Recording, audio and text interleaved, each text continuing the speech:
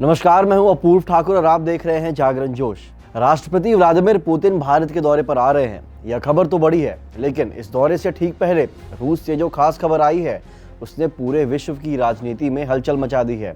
रूस की संसद स्टेट डूमा ने भारत के साथ एक अत्यंत महत्वपूर्ण सैन्य समझौता यानी RELOS reciprocal exchange of logistical support bill को मंजूरी दे दी है।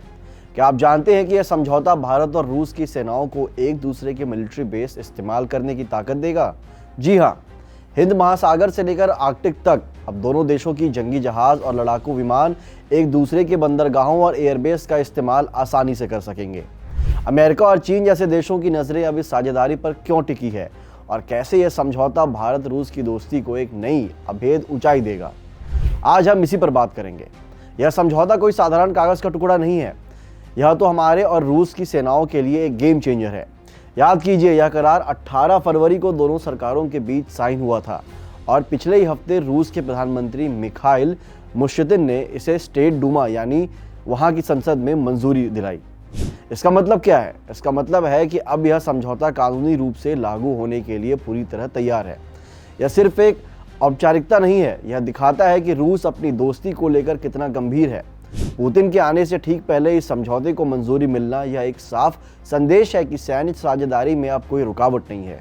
हमने देखा कि रूस ने राष्ट्रपति व्लादिमीर पुतिन के दौरे से ठीक पहले रेलॉस समझौते को मंजूरी देकर दुनिया को एक बड़ा संदेश दिया है। लेकिन ये रेलॉस समझौता, जिसका पूरा नाम reciprocal exchange of logistics support है, आखिर है क्या और क्या इसे भारत रूस की दोस्ती का सबसे बड़ा हथियार माना जा रहा है? दोस्तों, रेलॉस एक सैन्य लॉजिस्टिकल समझौता है। सीधे शब्दों में कहें तो यह एक परस्पर सहयोग का नियम कानून है जो दोनों देशों की सेनाओं को जरूरत पड़ने पर एक दूसरे के सैनिक सुविधाओं का इस्तेमाल करने का अधिकार देता है। यह समझौता तय करता है कि भारत के युद्धपोत और सैन्य विमान रूस के बंदरगाहों और एयरबेस का इस्तेमाल कर सकेंगे और रूसी सेना भारत की सुविधाओं का इस्तेमाल कर सकेंगी।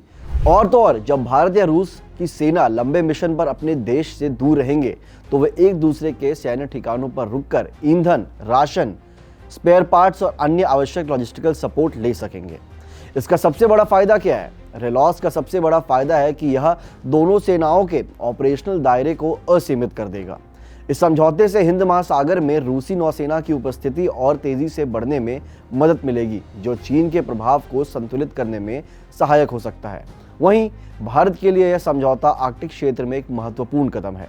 रूस के पास आर्कटिक में कई बंदरगाह और नौसैनिक अड्डे हैं। रेलॉस से भारतीय नौसेना को इस सामरिक रूप से महत्वपूर्ण क्षेत्र में पहुंच और लॉजिस्टिकल सपोर्ट मिलेगी, जहां भारत की आर्थिक और रणनीतिक रुचि लगातार बढ़ रही है।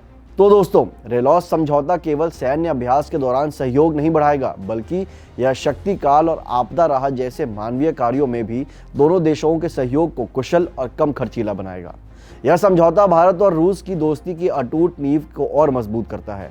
हमने देखा कि रूस के साथ रेलॉस समझौता कितना अहम है, लेकिन क्या आप जानते हैं कि भारत ने अपनी सैन्य ताकत और पहुंच को बढ़ाने के लिए ऐसे ही लॉजिस्टिक्स एक्सचेंज समझौते का एक बड़ा नेटवर्क पूरी दुनिया में बना रखा है? जी हाँ, भारत अब सिर्फ अपने पड़ोसी देशों तक सीमित नहीं है।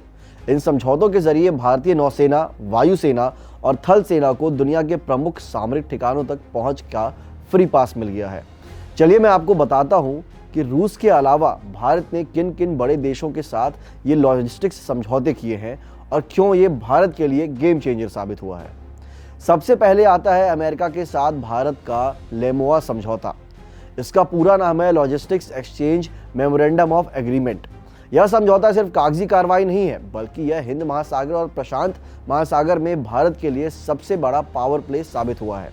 लेमोआ के तहत भारतीय सेना को जरूरत पड़ने पर अमेरिकी सैन्य ठिकानों का इस्तेमाल करने की सुविधा मिल जाती है। इससे होता क्या है? इससे चीन के बढ़ते प्रभाव के सामने भारत और अमेरिका मिलकर एक मजबूत मोर्चा बन पाते हैं। यह समझौता भारतीय सेना के ऑपरेशनल दायरे को विशाल बना देता है और क्षेत्र में सामरिक संतुलन बनाए रखने में भारत को बड़ी मदद मिलती है। अब बात करते हैं यूरोप की, हमारे सबसे भरोसेमंद साथी फ्रांस की। फ्रांस के साथ हुआ यह लॉजिस्टिकल समझौता रणनीतिक रूप से अत्यंत महत्वपूर्ण है। यह हमें यूरोपियन यूनियन में एक मजबूत डिफेंस पार्टनर ही नहीं देता, बल्कि हिंद महासागर में हमारी पहुंच को और मजबूत कर देता है। इस समझौते का सबसे बड़ा फायदा है जिबूती जैसे महत्वपूर्ण ठिकानों तक पहुंच मिलना। जी हाँ, अफ्रीका के हॉर्न ऑफ अफ्रीका में स्थित जिबूती दुनिया में सबसे बड़ी समुद्री रास्ते में से एक है। फ्रांस की सुविधाओं का इस्तेमाल करके भारतीय नौसेना एक क्रिटिकल क्षेत्र में अपनी उपस्थिति बढ़ा सकती है और समुद्री सुरक्षा को सुनिश्चित कर सकती है। यह समझौता दिखाता है कि भारत अब दुनिया के हर कोने में अपनी सामरिक पकड़ बना रहा है। अब बात करते हैं क्वाड के हमारे अहम पार्टनर ऑस्ट्रेलिया की। ऑस्ट्रेलिया के साथ किया गया यह लॉजिस्टिकल समझौता केवल सेनाओं के बीच सहयोग नहीं है, बल्कि यह एक रणनीतिक गठजोड़ को मजबूत करता है।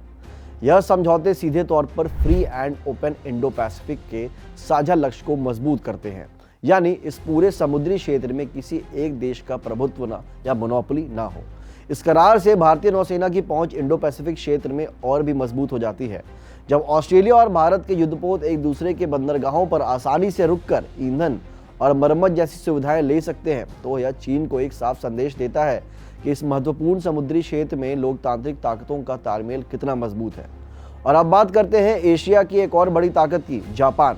जापान के साथ हमारा यह लॉजिस्टिकल समझौता सिर्फ दोस्ती नहीं, बल्कि चीन के बढ़ते प्रभाव का मुकाबला करने के लिए एक बेहद चतुर रणनीति का हिस्सा है। जापान, जो पहले से ही क्वाड में अमेरिका और ऑस्ट्रेलिया के साथ है, अब भारत के साथ मिलकर हिंद महासागर क्षेत्र में अपनी सामरिक शक्ति बढ़ा रहा है। यह समझौता भारतीय नौसेना को पूर्वी एशिया में बेहतर पहुंच प्रदान करता है, जबकि जापान को हिंद महासागर में जरूरी सपोर्ट मिलती है। इस करार के जरिए 4 बड़ी लोकतांत्रिक ताकतें भारत, जापान, अमेरिका, ऑस्ट्रेलिया मिलकर समुद्री सुरक्षा की एक अटूट दीवार बना रही है, जो पूरे क्षेत्र में शांति और स्थिरता सुनिश्चित करने के लिए बहुत अहम है। अब बात करते हैं अपने पुराने और ऐतिहासिक साथी यूनाइटेड किंगडम की। यूके के साथ लॉजिस्टिकल समझौते ने भारतीय नौसेना की पहुंच को एक नया आयाम दिया है। यह समझौता हमें सिर्फ हिंद महासागर तक सीमित नहीं रखता, बल्कि अटलांटिक से लेकर मेडिटेरेनियन सी तक यूके के सैन्य ठिकानों का इस्तेमाल करने की सुविधा भी देता है। सोचिए, इससे भारतीय जंगी जहाज एक लंबी दूरी की मिशन पर जा सकते हैं और ज़रूरत पड़ने पर यूके की सुविधाओं का उपयोग कर ईंधन और मरम्मत करवा सकते हैं। यह भारत को पश्चिमी दुनिया के साथ अपनी सैन्य साझेदारी को मजबूत करने और वैश्विक समुद्री मार्गों पर अपनी ऑपरेशनल क्षमता को बढ़ाने में महत्वपूर्ण मदद करता है। अब हम चलते हैं पूर्वी एशिया की ओर, जहां हमारा एक और महत्वपूर्ण साथी है, दक्षिण कोरिया। दक्षिण कोरिया के साथ यह लॉजिस्टिकल समझौता दिखाता है कि भारत अब सिर्फ पश्चिम या हिंद महासागर तक ही सीमित नहीं है, बल्कि अपनी रणनीतिक पहुंच को सुदूर पूर्वी एशिया तक बढ़ा रहा है। यह समझौता भारतीय नौसेना को व्यापार और सुरक्षा दोनों ही दृष्टियों से महत्वपूर्ण इस क्षेत्र में बेहतर लॉजिस्टिकल सपोर्ट देता है। इससे न केवल दोनों देशों के बीच सैन्य सहयोग बढ़ता है, बल्कि यह भारत की आर्थिक और सामरिक पकड़ को भी मजबूत करता है, जिससे एशिया के सबसे गतिशील हिस्सों में हमारी उपस्थिति महसूस की जा सकती है। दोस्तों, आज भारत ने करीब 25 से अधिक देशों के साथ ऐसे छोटे छोटे बड़े लॉजिस्टिक्स समझौते कर लिए हैं, जिनमें वियतनाम, सिंगापुर, ओमान और फिलीपींस जैसे देश भी शामिल हैं। यह फ्री पास नेटवर्क यह दिखाता है कि भारतीय सेना अब अपनी ज़रूरतों के लिए सिर्फ अपने देश पर निर्भर नहीं है, बल्कि दुनिया के किसी भी कोने में जाकर अपने मिशन को अंजाम दे सकती है। यह भारतीय नौसेना को एक ब्लू वाटर नेवी यानी गहरे समुद्र में लंबे समय तक ऑपरेशन करने वाली नौसेना बनाने की राह पर ले जा रहा है। अगर आपको वीडियो पसंद आई हो तो इसे लाइक करें, कमेंट करें और इसे शेयर करें अपने दोस्तों के साथ। मिलते हैं अगली वीडियो में। धन्यवाद।